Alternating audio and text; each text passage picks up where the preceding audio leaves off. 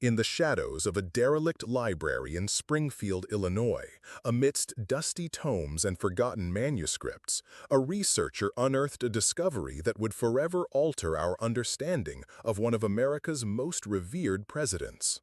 Wrapped in yellowed paper and sealed with red wax lay a document hidden for over a century and a half. The intimate confessions of Abraham Lincoln concerning his experiences with the spiritual world, penned in his final days as the Civil War drew to a close and his soul sensed the fate that awaited him. The manuscript, written in Lincoln's unmistakable hand, revealed a completely unknown dimension of the man who freed the slaves and preserved the Union.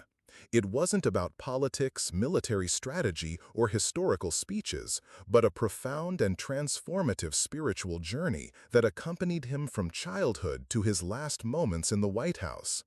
It was as if the veil between worlds had become transparent to that melancholic and visionary man, allowing him to see beyond the boundaries of physical existence.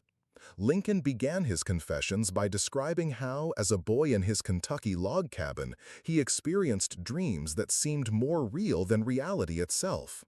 In these nocturnal visions, his mother, Nancy, who died when he was only 9, appeared to him, enveloped in a golden light.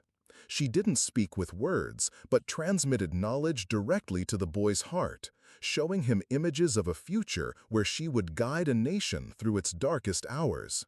These early mystical experiences shaped his understanding that death was not an end, but a transformation, a passage to a higher state of consciousness. During his youth in New Salem, Lincoln developed a reputation as a melancholic and contemplative man, often seen walking alone along the banks of the Sangamon River, as if in silent communication with unseen forces. His contemporaries attributed this introspective nature to his naturally thoughtful personality, but the manuscript revealed a much deeper truth. In these solitary walks, Lincoln practiced a primitive form of meditation, opening his consciousness to receive guidance from higher planes. It was during these moments of quietude that he felt the presence of benevolent spirits who seemed to guide him toward his greater destiny. The document revealed that Lincoln had inherited this spiritual sensitivity from his maternal lineage. His mother, Nancy Hanks Lincoln, was known in the community as a woman who possessed the gift, a natural ability to perceive spiritual presences and premonitions. She often spoke of prophetic dreams and visions that manifested in reality, a trait that intensified in her son. Lincoln recalled how his mother, in the moments before her death from milk sickness, had described visions of angels coming to fetch her, and how she had whispered to young Abraham about a grand future that awaited him, a mission that transcended any ordinary political ambition. When Lincoln established himself in Springfield as a lawyer, his spiritual experiences intensified dramatically. The manuscript described how he began receiving visions during his most important cases, seeing not only the legal facts, but the moral and spiritual dimensions behind each dispute. It was as if a higher consciousness guided his decisions, leading him to defend causes that were often not the most lucrative, but served a greater purpose of justice and human evolution. His fellow lawyers often commented on his almost supernatural ability to understand the true essence of a case, unaware that Lincoln received insights from a source that transcended common logic. The first truly transformative encounter with the spiritual world occurred during the death of Anne Rutledge, the great love of his youth. Lincoln described in the manuscript how, during the agonizing weeks that followed her death, he experienced a series of mystical experiences that forever changed his perception of the nature of life and death. In his visions, Anne appeared to him not as a nostalgic memory, but as a living and loving presence that continued to exist in a parallel dimension. She showed him that true love transcends physical death, creating eternal bonds that connect souls across planes of existence. These experiences with Anne Rutledge taught Lincoln that death was not a definitive separation, but a transformation that allowed spirits to continue their evolutionary journey on higher levels of consciousness.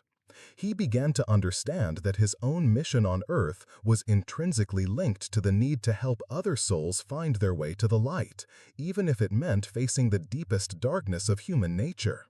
It was as if Anne became his spiritual guide, whispering to him in moments of doubt and strengthening his resolve in times of greatest challenge. The manuscript also revealed how Lincoln developed a unique understanding of the role of suffering in the spiritual journey. He perceived that his own experiences of pain and melancholy were not punishments or accidents of fate, but tools of purification that prepared his soul for a greater mission. Each personal loss, each moment of anguish, each sleepless night was an opportunity for spiritual growth, a way to develop the compassion and wisdom to lead a nation through its own moments of darkness. When Lincoln married Mary Todd, his spiritual experiences encountered both support and challenge. Mary also possessed a natural sensitivity to the spiritual world, but her approach was more emotional and less controlled than her husband's. The manuscript described how the two often shared prophetic dreams and similar visions, creating a deep spiritual connection that transcended the conventional aspects of marriage. Mary had dreamed of Lincoln's presidency years before any real political possibility, seeing him in visions as a man destined to guide the nation through a great transformation. Lincoln's spiritual journey, a presidential revelation. The arrival of his presidency marked a new chapter in Abraham Lincoln's spiritual experiences.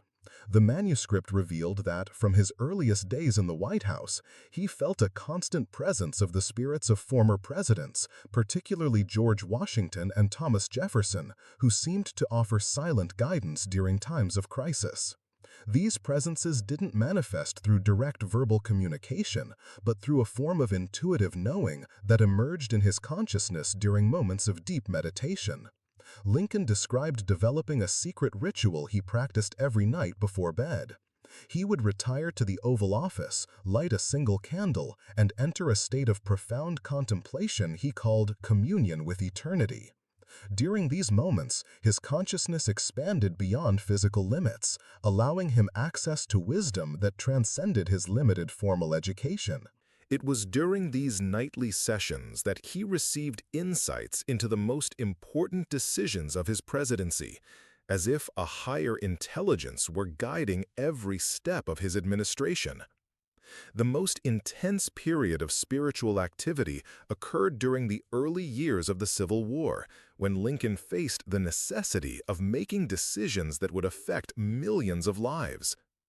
The manuscript reveals how he frequently experienced prophetic visions of future battles, seeing not only the military outcomes, but also the spiritual consequences of each conflict.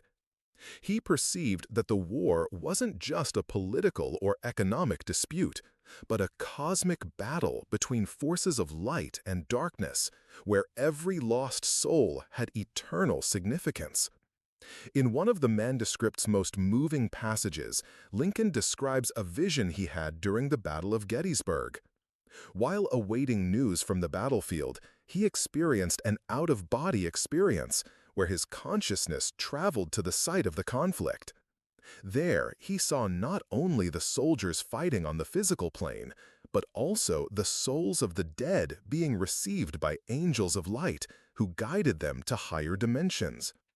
It was during this vision that he understood that each death in the war served a greater purpose of national purification, and that his responsibility as a leader transcended temporary political issues.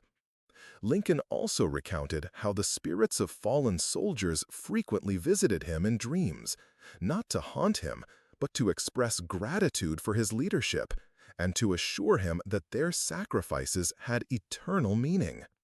These spiritual visits strengthened his determination to preserve the Union and abolish slavery, as he understood that these causes were part of a larger divine plan for humanity's spiritual evolution. The manuscript details the regular seances held in the White House, especially after the death of Willie Lincoln, the president's beloved son. Mary Todd Lincoln, devastated by the loss, sought solace in spiritualism, organizing sessions with renowned mediums of the time. Lincoln, initially skeptical, soon discovered that these sessions offered genuine opportunities for communication with the spiritual world. The document describes how Willie frequently manifested during these seances, not only to comfort his parents, but also to convey important messages about the nation's future. During one of these seances, Willie supposedly relayed a prophecy that deeply disturbed Lincoln. The young spirit described a vision in which his father would be called to the spiritual world before his earthly mission was completely finished, but that his death would serve as a catalyst for an even greater spiritual transformation of the American nation. Willie showed his father how his sacrifice would become an eternal symbol of redemption and unity, inspiring future generations to continue the pursuit of justice and equality. Lincoln learned that he shouldn't fear death, as it would merely be a transition to a higher state of service. Willie showed him visions of the spiritual world, where former presidents, spiritual leaders, and evolved souls worked together in a kind of cosmic council, guiding humanity through its evolutionary journeys. Lincoln understood that his physical death would only be the beginning of a new phase of his work as a spiritual guide for the American nation. For those seeking to better understand these mysteries of consciousness and the connections between our world and spiritual dimensions, subscribe to our channel to continue receiving revelations like this, which unveil the deepest secrets of human existence. The manuscript also described how Lincoln developed a unique understanding of the nature of reincarnation and collective karma. He perceived that slavery wasn't just an unjust social institution, but a manifestation of ancient karmas that needed to be purified through collective suffering. The Civil War, in his spiritual perspective, was a form of national atonement, where both the North and the South needed to face the consequences of their past actions. Lincoln saw himself as an instrument of divine justice, destined to guide the nation through this process of spiritual purification. He recounted visions in which he saw the souls of slaves who had died over the centuries, not as resentful victims, but as evolved beings who had chosen difficult experiences to accelerate humanity's spiritual growth. These souls showed him that forgiveness was the path to true freedom, and that his mission included not only the physical liberation of slaves, but the healing of the spiritual wounds that slavery had created in both races. Lincoln described how, during the drafting of the Emancipation Proclamation, he received direct guidance from higher spirits, who showed him the exact words that should be included in the document. It wasn't just a strategic political decision, but a spiritual decree that would release cosmic energies of transformation. He saw the signing of the document as a sacred ritual that would break spiritual chains that imprisoned both slaves and their masters in cycles of negative karma. The manuscript also revealed Lincoln's increasingly intense premonitions about his own death. He described recurring dreams in which he witnessed his own funeral, not with fear or sadness, but with a strange sense of completeness and expectation. In these dreams, he observed how his death would galvanize the nation toward a deeper spiritual unity, transforming him from a political leader into an eternal symbol of redemption and sacrifice. One of the most powerful visions described in the manuscript occurred just 2 weeks before the assassination. Lincoln recounted how during one of his nightly meditation sessions, his consciousness was transported to a dimension where he encountered an assembly of evolved souls that included Jesus, Buddha, and Muhammad, among other great spiritual masters. These beings explained to him that his earthly mission was coming to an end, but that his true work as a spiritual guide for humanity was only beginning. Christ, according to Lincoln's account, showed him how his assassination would become a symbolic echo of the crucifixion, transforming him into a martyr who would inspire future generations in their pursuit of justice and equality. Lincoln understood that his death would not be a tragedy, but a necessary transformation, a passage to a higher level of spiritual service. He saw how his soul would continue to work through other leaders and social movements, inspiring them to continue the fight for justice and equality.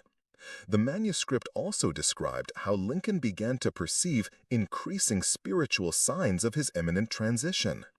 He saw mystical lights around people who were about to die, as if angels of death were preparing their souls for the journey.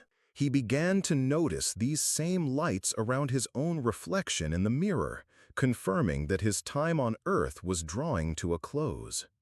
Far from causing despair, these perceptions brought him a profound peace, for he knew he was fulfilling his spiritual destiny. On the night before the assassination, Lincoln had his last and most intense spiritual experience. He described how his soul literally left his body and traveled through dimensions of pure light, where he encountered all the people he had loved and who had died before him. His mother, Nancy, was there, radiant and young, along with Anne Rutledge, Willie, and countless soldiers who had given their lives for the Union. All assured him that his earthly mission was complete and that he would be welcomed as a hero in the spiritual world. During this transcendental experience, Lincoln also saw the future of America, including the struggle for civil rights, the world wars, and the eventual evolution of humanity toward a higher consciousness. He understood that each era would bring new challenges and opportunities for spiritual growth, and that his death would serve as inspiration for future leaders who would continue the fight for justice and equality. The manuscript concluded with a profound reflection on the nature of the soul and its eternal purpose. Lincoln wrote that he had learned that human life was not a linear journey from birth to death, but part of an infinite cycle of spiritual growth. Each soul chose its earthly experiences, including its sufferings and challenges, as opportunities to develop qualities such as compassion, wisdom, and unconditional love. He explained that death was not a loss, but a graduation, a passage to higher levels of consciousness where the soul could serve in broader and deeper ways. Lincoln had learned that true love transcends all physical and temporal barriers, creating eternal connections between souls that continue through all dimensions of existence. The president described how his understanding of divine purpose had evolved throughout his life. Initially, he had sought personal success and political recognition, but his spiritual experiences showed him that true fulfillment came from selfless service to others. He learned that each soul has a specific mission on earth, and that the fulfillment of that mission brings a satisfaction that transcends any material achievement. Lincoln reflected on how his experiences of personal suffering, including depression, the loss of loved ones, and the pressures of the presidency, had been instruments of spiritual purification. He understood that pain was often the catalyst for spiritual growth, forcing the soul to expand its capacity for compassion and understanding. Each challenge faced had increased his ability to serve as a channel for divine wisdom. The manuscript also revealed Lincoln's vision of the nature of true spiritual leadership. He believed that true leaders were not those who sought personal power, but those who became instruments for higher forces of love and justice. His own presidential journey had been a constant surrender of his personal will to the service of a greater purpose, allowing divine wisdom to flow through his decisions and actions. Lincoln described how he had learned to distinguish between his limited human personality and his eternal soul. He understood that the personality was only a temporary mask that the soul wore during each incarnation, while the true identity remained constant throughout all earthly experiences. This understanding brought him a profound peace, for he knew that his spiritual essence would continue far beyond physical death. The document concluded with a powerful message about the nature of eternity. Lincoln wrote that he had learned that time was an illusion created by the human mind, and that all experiences of the soul occurred simultaneously in a timeless dimension. Past, present, and future were merely different perspectives of the same eternal reality, where all souls were connected in an infinite web of love and consciousness. He explained that death was simply an awakening to this broader reality, where the soul could perceive its true immortal nature and its connection to all creation. Lincoln had learned that the fear of death was merely an illusion based on identification with the physical body, and that the truly enlightened soul celebrated death as a liberation and an opportunity for greater service. The manuscript concluded with an inspiring vision of humanity's future. Abraham saw that each era would bring new challenges and opportunities for collective spiritual growth, and that humankind would gradually evolve toward a higher consciousness. He believed his own contribution, along with those of other spiritual leaders throughout history, was part of a larger divine plan to uplift all of humanity. Abraham expressed his gratitude for the opportunity to serve as an instrument of spiritual transformation during a crucial period in American history. He understood that his life had been a preparation for this moment of ultimate service, where he could help the nation transcend its divisions and find a deeper unity based on love and justice. The president ended his confessions with a reflection on the nature of true spiritual success. He had learned that greatness wasn't measured by external achievements or public recognition, but by the depth of love and compassion a soul could express. His own journey from a humble Kentucky boy to President of the United States was less significant than his spiritual evolution from a searching soul to an instrument of divine wisdom. Abraham expressed his conviction that every soul has the potential to achieve this same spiritual transformation, regardless of their external circumstances. He believed that suffering and challenges were opportunities in disguise for spiritual growth, and that each person has the capacity to become a conduit for higher forces of love and healing. The manuscript concluded with a prophetic vision of the eternal nature of the human soul. Abraham wrote that the soul was literally immortal, not only surviving physical death, but continuing to evolve through multiple experiences and dimensions of consciousness. He understood that the spiritual journey was infinite, with each soul gradually approaching a complete union with the divine source of all existence. This extraordinary revelation, hidden for over a century, offers a revolutionary perspective on one of America's greatest leaders. Abraham's manuscript not only confirms his spiritual experiences, but reveals how those experiences shaped his most important decisions and guided his leadership during the nation's most critical period.